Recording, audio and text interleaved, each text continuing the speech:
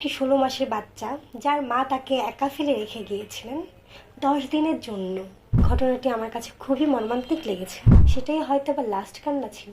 আর্তনাদের মতো কান্না করছিল, একদম ক্ষতবিক্ষত করে ফেলেছে এরকম টাইপের। আসসালামু আলাইকুম, আমি মাহমুদা আঞ্জুম বৃষ্টি। আজ আমি এসেছি টোটালি একটি নিউ সেগমেন্ট নিয়ে। আমি বেসিক্যালি একজন সিঙ্গার, গান করে থাকি এবং পাশাপাশি আমার রহস্যময় জিনিসগুলো খুব পছন্দ, রহস্যময় কিছু গল্প, হরর গল্প। তো আমি ভেবেছি যে এরকম কিছু একটা করব।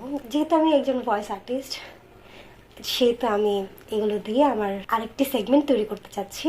কিন্তু আমার গান তো কখনো পিছিয়ে যাবে না, গান তো সবসময় আমার সাথেই থাকবে। যাই হোক, আমি আমার প্রথম আজকে যে অধ্যায়টা দিয়ে শুরু করছি সেটা হচ্ছে সমসাময়িক একটি ঘটনা নিয়ে কথা বলতে এসেছি, এবং ঘটনাটি আমার কাছে খুবই মর্মান্তিক লেগেছে। যারা সেই ঘটনার প্রত্যক্ষদর্শী তারা পর্যন্ত এতটাই মর্মাহত যে বোঝাতে পারবো না।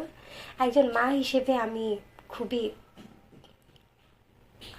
খুবই কষ্ট পেয়েছি ঘটনাটি দেখে। এই কারণে আমার খুব ইচ্ছে হলো আপনাদের সাথে ঘটনাটি শেয়ার করা। তাই আজকে আমি আমার নতুন সেগমেন্ট দ্বারা সেই ঘটনাটি আপনাদের সাথে শেয়ার করব। আশা করি আপনারা আমাকে অ্যাকসেপ্ট করবেন। ঘটনাটি একটি বাচ্চার ঘটনা। এটি এমন একটি ঘটনা যেটা ওহিও টোডলার নামে পরিচিত। ইন্টারনেটে আপনার সার্চ দিয়ে দেখতে পাবেন, ওহিও টোডলার ডায়েটের নামে একটি ঘটনা আছে। জেলিন ক্যান্ডেলারিও একটি ১৬ মাসের বাচ্চা যার মা তাকে একা ফেলে রেখে গিয়েছিলেন ১০ দিনের জন্য। ইমাজিন, একা একটা বাসায় ১০ দিনের জন্য তার মা তাকে ফেলে রেখে গিয়েছিলেন। কোথায় গিয়েছিলেন? বিচে, সমুদ্র সৈকতে গিয়েছিলেন তার বন্ধুর সাথে ডেটে। সে পুয়ের্তো রিকোর কয়েকশো মাইল দূরের একটি সি বিচে গিয়েছিলেন তার বন্ধুর সাথে আবেগঘন সময় কাটাতে, তার ১৬ মাসের বাচ্চাকে বাসায় একা রেখে। বাচ্চাটি একদমই বাসায় একা ছিল। যখনই মনে পড়ে কিভাবে বাচ্চাটি সাফার করেছে, ইনফ্যাক্ট বাচ্চাটি একেবারেই ১০ দিন পুরো একা ছিল বাসায়। কোনো রকম সে হেল্পিং হ্যান্ড রেখে যায়নি, প্লাস কোনো রকম তার মা বাবাকে ইনফর্ম করে যায়নি, একদমই কাউকে রেখে যায়নি, মেইড, হেল্পিং হ্যান্ড বা তার মা বাবা বা কোনো আত্মীয় স্বজন কাউকেই রেখে যায়নি। একদমই বাচ্চাটাকে পুরো বাসার মধ্যে একটা প্লে পেনে একেবারে একা রেখে, জাস্ট ২-১টা বোতল দুধ রেখে বাচ্চাটাকে রেখে গিয়েছে। সে বাচ্চাটা একদম টোটালি যখন সে ১০ দিন পর ফিরে এসেছে, বাচ্চাটির অবস্থা খুবই খারাপ ছিল। বাচ্চাটির পুরো শরীর মলমূত্র দিয়ে আবৃত ছিল। বাচ্চাটির ডাইপার পুরোটাই ছন্নছাড়া ছিল। টোটালি ১ সপ্তাহের মতো সাফার করেছিল বাচ্চাটি। আর তা জানা যায়, যিনি তার ময়নাতদন্ত করেছিলেন, প্যাথোলজিস্ট এলিজাবেথ মুনি, উনি যখন ময়নাতদন্ত করেছিলেন তখন বিষয়টি ক্লিয়ার করে বলেছিলেন যে সম্ভবত বাচ্চাটি ১ সপ্তাহ সাফার করছিলেন।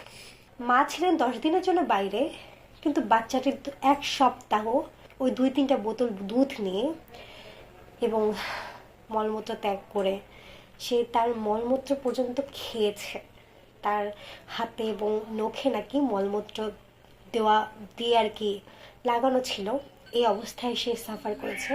তার প্রতিবেশী যা ছিলেন, তার প্রতিবেশী একজন তার ডোরবেলের যেই রেকর্ডটি ছিল, ডোরবেলের যেই ক্যামেরাটি, সেটাতে রেকর্ড হয় যে রাত ১টার দিকে, যেদিন ক্রিস্টাল ক্যান্ডেলিয়ারিও চলে গিয়েছিলেন, ৬ জুন সম্ভবত ৬ জুন সকালবেলায় গিয়েছিলেন, এবং তার ২ দিন পর রাত ১টার দিকে বাচ্চাটির প্রচুর কান্না শোনা গিয়েছিল।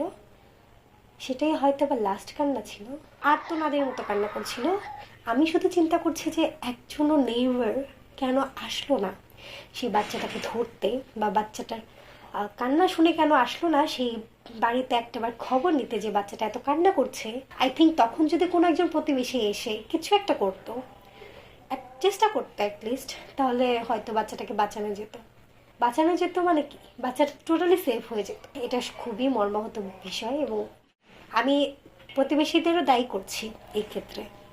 কারণ আমি একজন প্রতিবেশী হলে অবশ্যই আমার ফ্ল্যাটের অপর পাশে যদি কোনো বাচ্চা কান্নাকাটি করে, সে যদি অনবরত কান্নাকাটি করতেই থাকে, থামছে না, এবং বাড়ির কোনো শব্দ আসছে না, অন্য কারো কোনো শব্দ আসছে না, তখন অবশ্যই আমি দেখতে যাব যে কেন বাচ্চাটা কান্না করছে এবং কেউ তাকে থামাতে পারছে না কেন। এটাই আমার দায়িত্ব একজন মানুষ হিসেবে।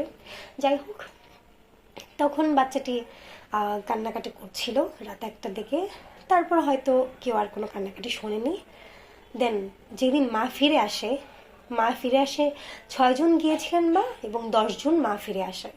আর মা যখন ফিরে আসে তখন দেখা যাচ্ছিল যেদিন মা গিয়েছিল 6 জন, সেদিন সকালবেলায় মা সুটকেস নিয়ে যাওয়ার সেই ভিডিওটা সিসি ক্যামেরা পর্যন্ত দেখা গিয়েছিল, পুলিশরা বের করেছিলেন। যাই হোক, 16 জুন যখন মা ফিরে আসলেন, আসার পর তিনি আর কি ওই অবস্থায় তার বাচ্চাকে দেখে টোটালি মলমূত্র দিয়ে একদম পুরো ঢেকে রাখা, পুরো শরীর ছন্ন বিচ্ছিন্ন করে রাখা।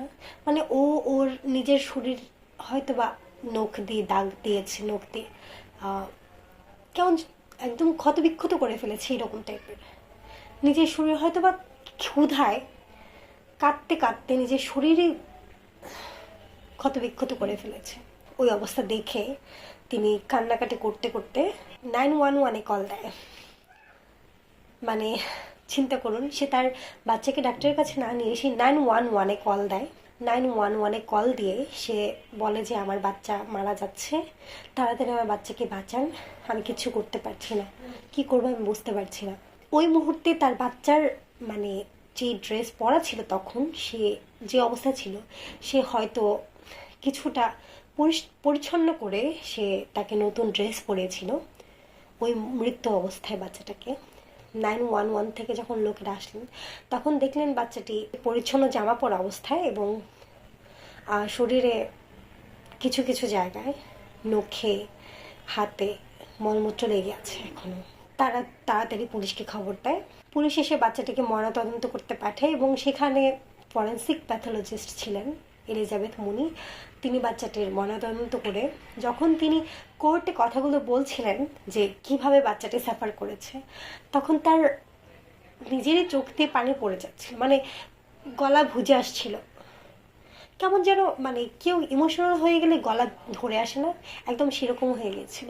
কতটা নির্মমভাবে একটা বাচ্চা মারা যেতে পারে একা একা সার্ভাইভ করতে করতে। তারপর বাচ্চার মাটিকে ধরা হয়, পুলিশে ধরে নিয়ে যায় এবং তা জিজ্ঞাসাবাদ করে, এবং সব কিছুর পরে বাচ্চাটির মা দোষী সাব্যস্ত হয়।